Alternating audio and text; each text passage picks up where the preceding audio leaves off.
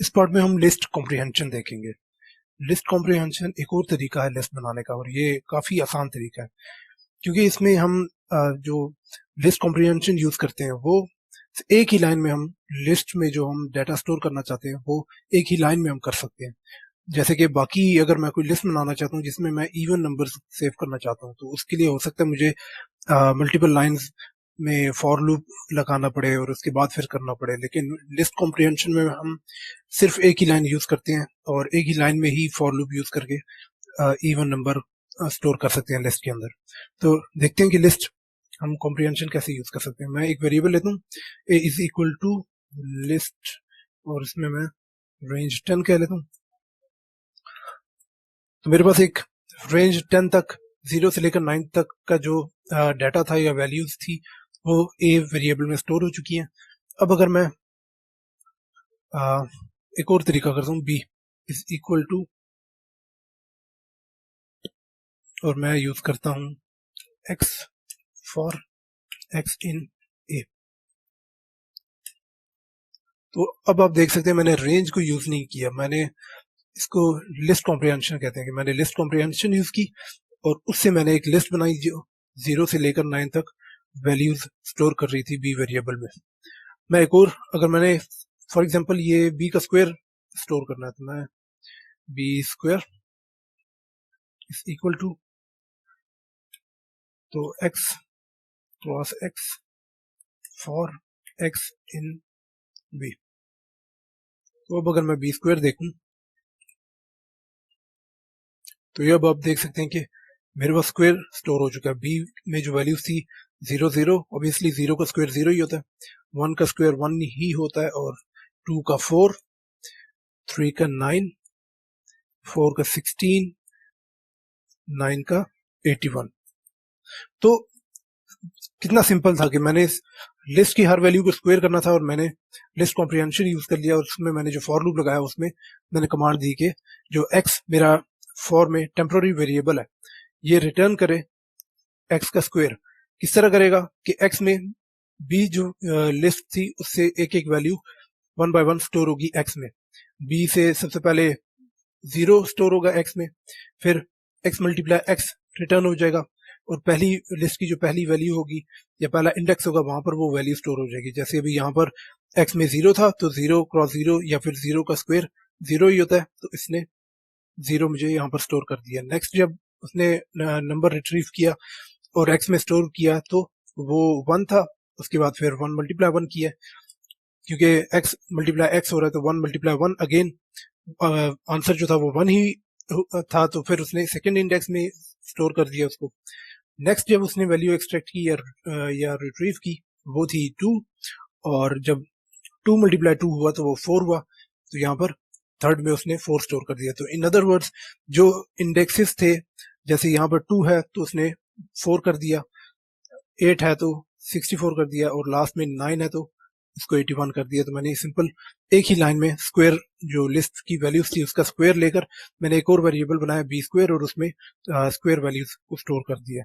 तो अब मैं एक और, अगर मैंने x प्लस 1 करना हो तो मैं प्लस 1, अब मैं चाहता हूं कि मैं स्क्वायर स्टोर नहीं करता, मैं x प्लस 1 स्टोर करना चाहता हूँ लिस्ट कॉम्प्रिहेंशन से। मीन्स कि मैं जो लिस्ट है मेरी बी, जो बी लिस्ट है इसकी हर एक वैल्यू को मैं 1 प्लस करूंगा और उसके बाद रिजल्ट जो है मैं सेव कर दूंगा एक और लिस्ट में, या अगर मैं चाहूं तो एक और या सेम मैं बी यहाँ पर लिखकर बी में ही सेव कर सकता हूँ। तो मैं यहाँ पर अब x plus 1 for x in B, अब अगर मैं चेक करूं x प्लस 1 तो अब आप देख सकते हैं कि जो b की वैल्यू है वो 0, अब वहां पर 1 है, 1 2 2 3 3 4 अप टू 9 10। मेथड सेम था, मैंने सिर्फ इस बार ये किया कि इस बार लास्ट टाइम की तरह मैंने यहाँ पर x यूज किया और x के साथ लास्ट टाइम मैंने x मल्टीप्लाई x किया था, यहाँ पर मैं x प्लस 1 कर रहा हूँ कि आप यहाँ पर x में 1 बाय 1 जो वैल्यू सेव होगी उसमें आप प्लस 1 करके रिटर्न करते जाएं। तो अब मेरे पास लास्ट टाइम b में वैल्यू जो थी वो 1 थी, यहाँ पर 1 0 थी, यहाँ पर 1 सेव हो चुका है। इसी तरह बी में जो सेकंड इंडेक्स पे वैल्यू थी वो 1 थी, यहाँ पर 2 स्टोर हो चुका है, एंड सो ऑन। तो अब हम अगला देखते हैं कि मैं एक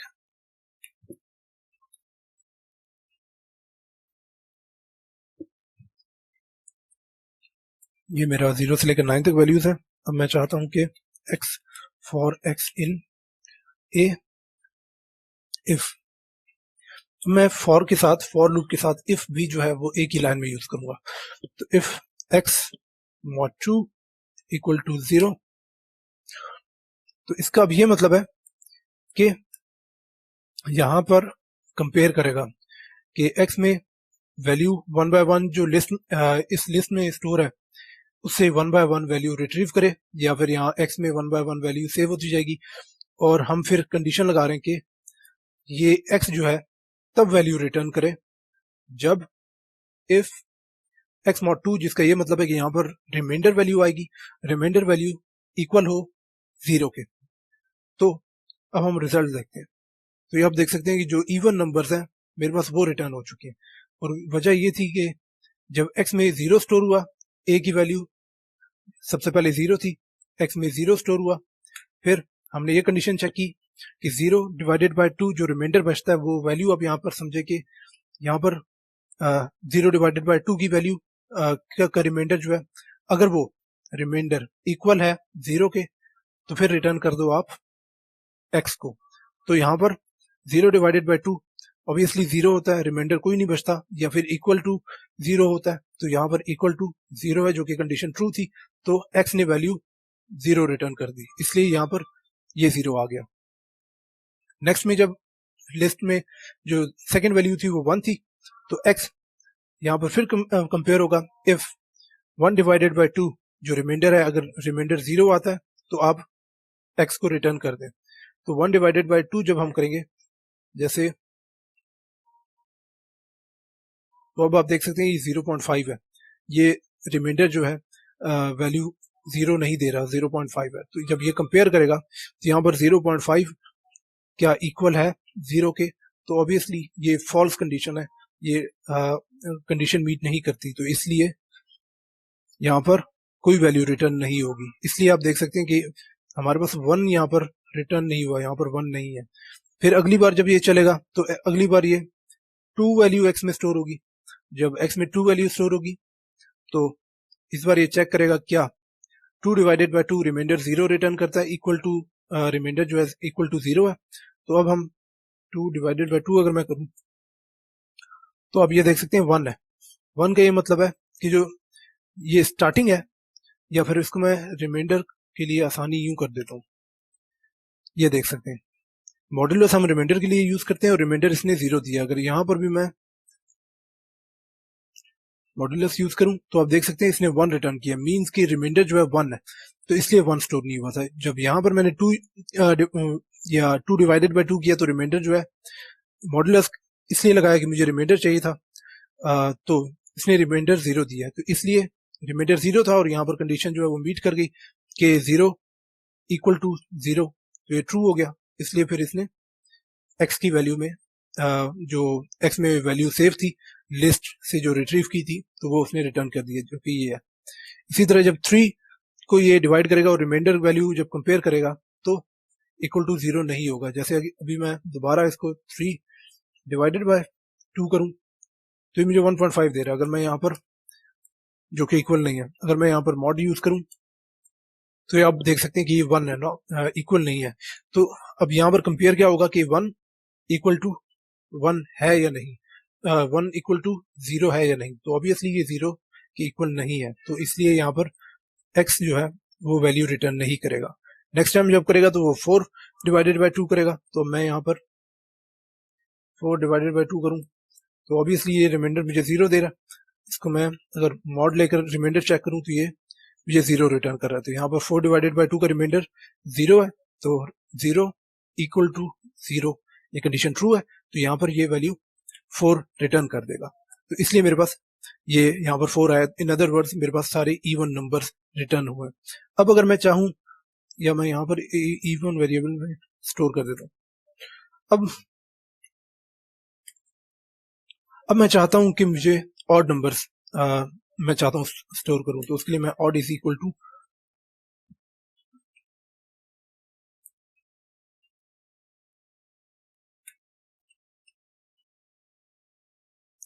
ऑड के लिए मैं सिंपल ये करूंगा कि नॉट इक्वल टू जीरो। तो ऑब्वियसली जो ऑड नंबर्स थे वो नॉट इक्वल टू जीरो हमारे पास आ रहे थे। जिस तरह 3 डिवाइडेड बाय 2, जो 3 है ये मेरे पास ऑड नंबर है, और जब मैं इसको डिवाइडेड बाय 2 कर रहा था तो ये रिमाइंडर जीरो दे रहा था। तो जो भी ऑड नंबर्स हैं वो रिमाइंडर्स जीरो नहीं देंगे, जो इवन नंबर है वो रिमाइंडर्स जीरो रिटर्न कर रहे थे।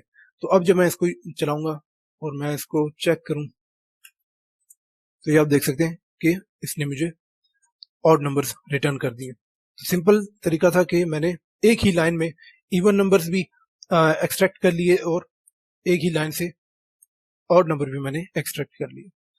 अब मैं एक और तरीका यूज करता हूँ।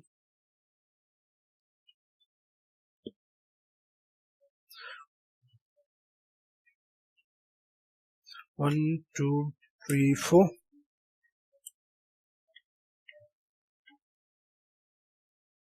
2 3 5 7, और मैं इसको जिप करता हूँ अगर, तो क्या वैल्यूज आती हैं।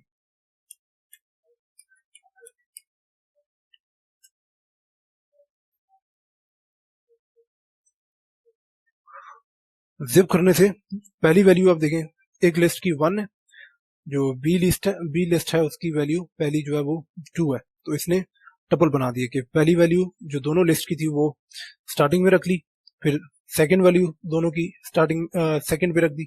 जैसे यहाँ पर 2 है 3 है, तो यहाँ 2 3।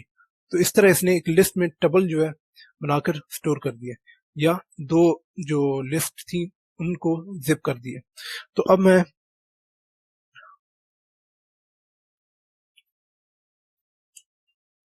मुझे x प्लस वाई ये रिटर्न करे for x comma Y in zip A B. अब यहां पर मैंने जो स्टार्टिंग वैल्यूज हैं x और y, जो दो मैंने टेम्पररी वेरिएबल्स दिए हैं x y, तो यहाँ क्या होगा कि 1 बाय 1 a और b की वैल्यू जो है, जो टपल आ रहा था, जैसे ये टपल है तो x में पहली वैल्यू स्टोर होगी, y में सेकंड वैल्यू स्टोर होगी, अगेन x में पहली वैल्यू, y में सेकंड, एंड सो ऑन, ये लास्ट तक x4 y7 लास्ट तक चलेगा। तो x में सबसे पहले 1 स्टोर हुआ, y में 2 स्टोर हुआ, और मैंने यहाँ पर कंडीशन दी है कि मुझे x प्लस वाई जो है रिजल्ट में जो रिजल्ट होगा x प्लस वाई का वो मुझे स्टोर करना है। तो लिस्ट में मैंने जो x प्लस वाई था जो कि है 1 प्लस 2, आंसर 3 आता है, तो इसने मुझे 3 यहाँ पर स्टोर कर दिया। नेक्स्ट जब इसने चलाया तो x में 2 था, y में 3 था, तो 2 प्लस 3 5, इसने मुझे यहाँ पर 5 स्टोर कर दिया। इसी तरह 3 प्लस 5 8, तो यहाँ पर 8 स्टोर हो चुका है। अगेन x4 y7, यहाँ पर रिजल्ट जो है x प्लस वाई जो मैंने कंडीशन दी थी उसके मुताबिक रिजल्ट इसने 11 स्टोर कर दिया। अब हम एक और तरीका देखते हैं कि x plus Y for x in range 5 for y in range 5, और मैं लिखता हूं f x plus y mod 2 equal to 0। मैं यहाँ पर टपल कर लेता हूँ,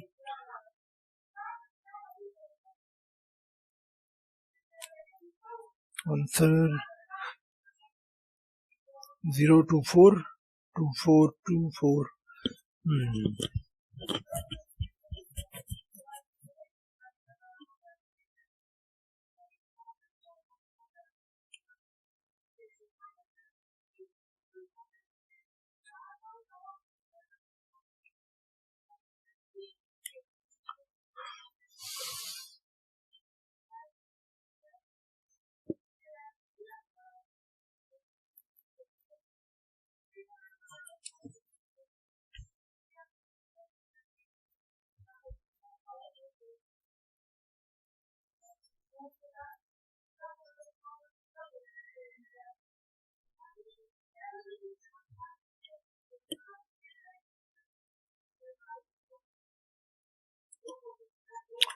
मैं एक्स वाई रिटर्न कर लेता हूँ ज़्यादा आसानी के लिए।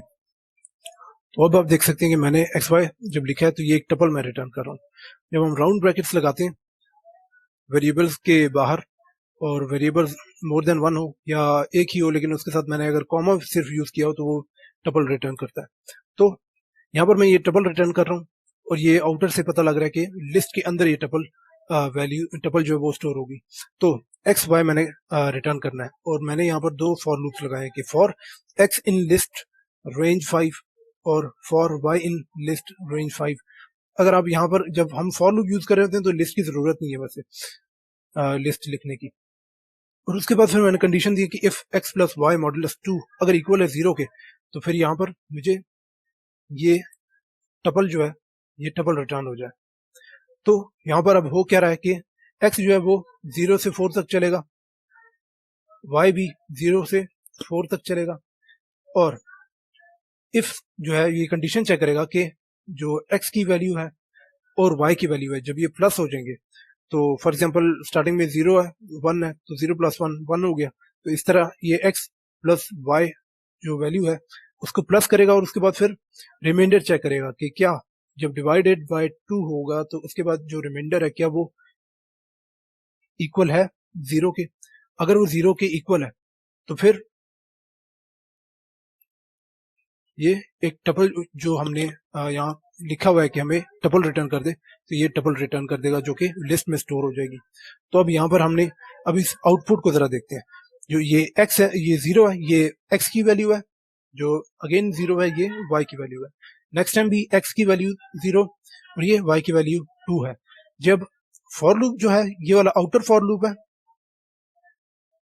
और ये जो है ये इनर फॉर लूप है, या इसको नेस्टेड हम कह लेते हैं कि नेस्टेड फॉर लूप है। तो होगा कुछ यूं कि जब x में एक वेरिएबल वैल्यू स्टोर होगी, जैसे x में मैंने अभी यहाँ पर कमांड दी है कि मुझे रेंज 5 की रेंज तक वैल्यूज जो है मैंने 1 बाय 1 स्टोर करनी है x में।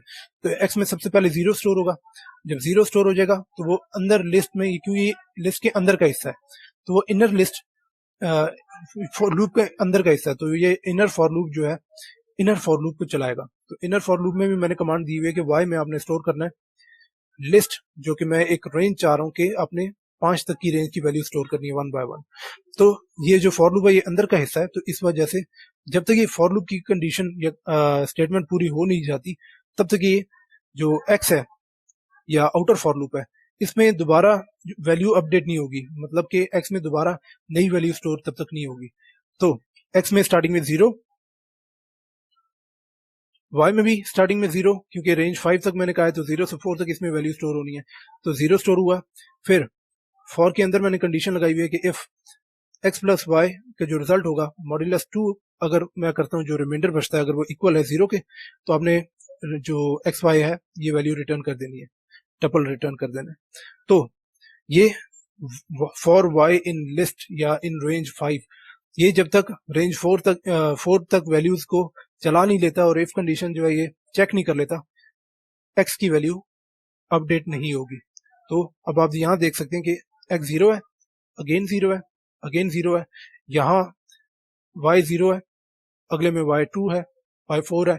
इन अदर वर्ड्स y पहले 0 था फिर 1 था, जब 1 हुआ y 1 था, तो 0 पे इसने कंडीशन चेक की x प्लस वाई, जब x में भी 0 था y में भी 0 था तो 0 जो रिजल्ट बना 0 0 डिवाइडेड बाय 0 जब उसने किया, और रिमाइंडर यहाँ पर आप समझे कि यहाँ पर रिमाइंडर वैल्यू आ चुकी है, तो रिमाइंडर वैल्यू को उसने फिर कंपेयर किया कि रिमाइंडर वैल्यू इक्वल टू 0 है या नहीं, तो ऑब्वियसली 0 डिवाइडेड बाय 0 0 ही होता है, तो रिमाइंडर हमारे पास 0 है और ये कंडीशन ट्रू थी, इसने फिर डबल में मुझे x और y की जो वैल्यूज थी वो रिटर्न कर दी।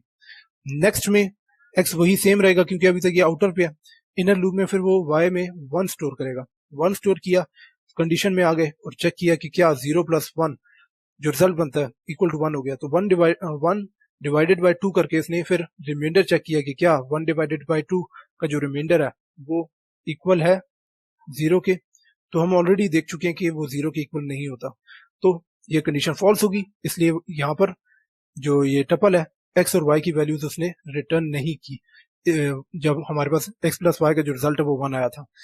फिर उसने y की वैल्यू में 2 स्टोर किया, तो अब 0 प्लस 2 हो गया। 0 प्लस 2 को जब हम डिवाइड करते हैं 2 से, तो जो रिमाइंडर है हमारे पास 0 बचता है। तो रिमाइंडर हमारे पास 2 आ गया, सॉरी 0 आ गया।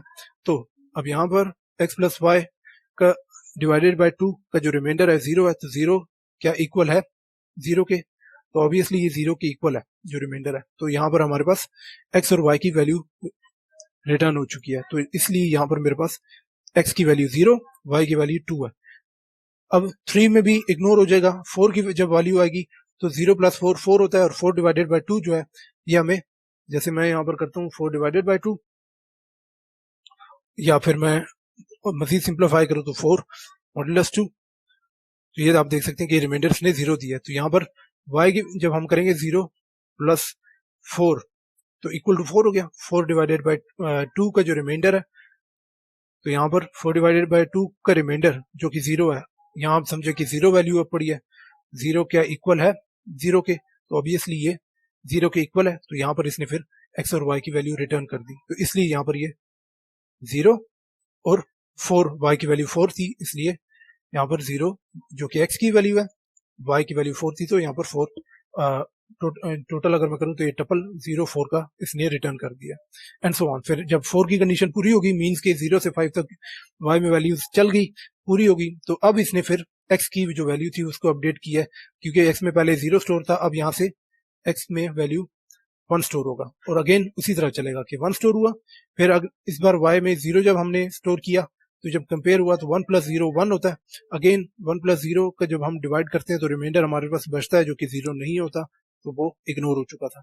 तो 1 प्लस जब y अगली बार फिर 1 होगा, तो 1 प्लस 1 जो कि 2 बनता है, तो 1 प्लस 1 मॉड्यूलस 2 जब रिमाइंडर है वो 0 बचता है। 1 प्लस 1 ऑब्वियसली 2 होता है, तो 2 डिवाइडेड बाय 2 रिमाइंडर हमारे पास रिमाइंडर 0 बचता है, तो इक्वल टू 0 था, इसलिए यहाँ पर 1 1 आ चुका है। तो अब अगर आप गौर करें तो जब x प्लस वाई यहाँ से हम खुद यहाँ से प्लस करें तो इवन नंबर बनते हैं। तो मैं ऑलरेडी बता चुका हूँ, जब मॉड 2 हम करते हैं तो हम ये कंफर्म कर रहे होते हैं कि क्या जब जो वेरिएबल है वो इवन है या नहीं, उसमें जो डाटा है वो इवन है या नहीं। तो x प्लस वाई हम कर रहे हैं तो हम ये चेक कर रहे हैं कि क्या x और y की वैल्यू जब मैं प्लस करता हूँ तो जो रिजल्ट है वो इवन आता है या नहीं।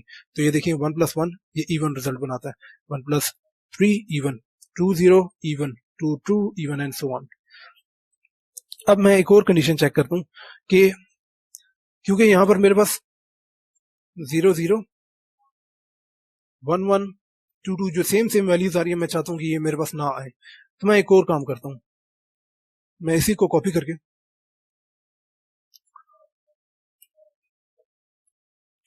And x should not be equal to y। तो अब मैंने कंडीशन डबल कर दी कि आप पहले चेक करें कि क्या x प्लस वाई का जो रिजल्ट है वो इवन है या नहीं। अगर इवन है, इवन एंड, और ये भी साथ चेक करें कि x में जो वैल्यू है वो y में, मीन्स के x और y की वैल्यू सेम तो नहीं है। अगर सेम होगा तो ऑब्वियसली यहाँ पर मैंने नॉट लगाया हुआ कि सेम नहीं होनी चाहिए, तो सेम होगा तो कंडीशन फॉल्स हो जाएगी। और एंड जो है ये चेक करता है कि दोनों कंडीशन ट्रू होनी चाहिए। तो ये इवन भी चेक करेगा कि इवन इवन अगर ट्रू है और वैल्यूज जो है वो भी डिफरेंट है, तो ये तब यहाँ पर ये टपल रिटर्न करेगा जो कि लिस्ट में स्टोर हो जाएगी। ये अब आप देख सकते हैं कि 0 2 x की वैल्यू 0 है, y की वैल्यू 2 है, नेक्स्ट में x की वैल्यू 0 4। अगर आप सारों को कंपेयर करें तो कोई भी सेम नहीं है, जिस तरह यहाँ पर थे कि 0 0 1 1 2 2 3 3 एंड 4 4। अब हम करते हैं n इज इक्वल टू, मैं 25 रख लेता हूँ। अब इस बार हम जो हमने पैथागोरस या पैथागोरियन थ्योरम हमने जो पढ़ा था, तो अब उसको हम देखेंगे, जो कि फॉर्मूला हमारे पास कुछ यूं था कि h का स्क्वायर मैन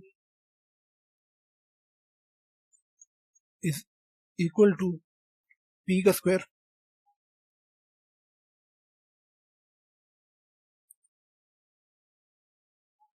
प्लस b का स्क्वायर। अब हम देखते हैं कि हम किस तरह हम लिस्ट कॉम्प्रिहेंशन से हम कैसे कर सकते हैं इसको। तो मुझे ट्रिपलेट्स चाहिए, मींस कि मैं एक्स वाई जेड जो है वो वैल्यूज रिटर्न करूंगा, जिसमें यहाँ आप समझे कि जेड की वैल्यू होगी, ये परपेंडिकुलर है तो आप इसको वाई बेशक समझ लें और बेस है तो इसको आप एक्स समझ लें, या in other words X plus Y. तो एक्स का स्क्वायर वाई का स्क्वायर जो है अगर मैं जेड का भी स्क्वायर करूं तो इक्वल होना चाहिए। तो अब हम देखते हैं कि वो कैसे हो सकता है। कि मैं सबसे पहले एक्स वाई जेड करता हूं फॉर एक्स इन रेंज 1 से चले और अप टू एन चले, और एन मैंने भी डिफाइन किया था पर है एन इज इक्वल टू 25। मैं चाहता हूं कि मुझे एक्स वाई जेड की जो वैल्यूज हैं वो 25 से कम होनी चाहिए। नेक्स्ट मैं और फॉर लगाता हूं for Y in range X N, फिर मैं एक और लगाता हूं कि for Z in range Y N. अब मैं कंडीशन दूंगा कि इफ एक्स क्रॉस एक्स जो कि स्क्वायर बनता है प्लस वाई क्रॉस वाई अगर इक्वल है जेड क्रॉस जेड के। तो अब यहां पर अब यूं समझे कि हम कंडीशन चेक करेंगे if X square plus Y square is equal to Z square, मुझे ये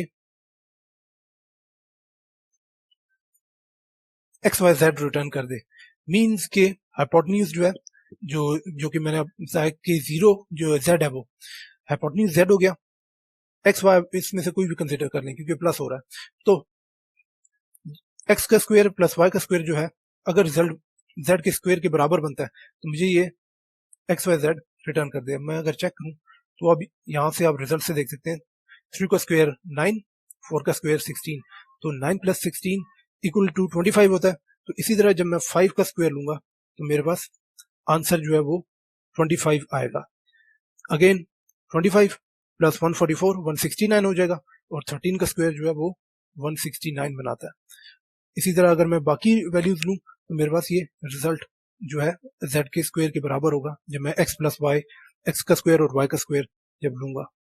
अगर मैं इसको एक और चीज कर लूं कि मैं x cross x y cross y z cross z करूं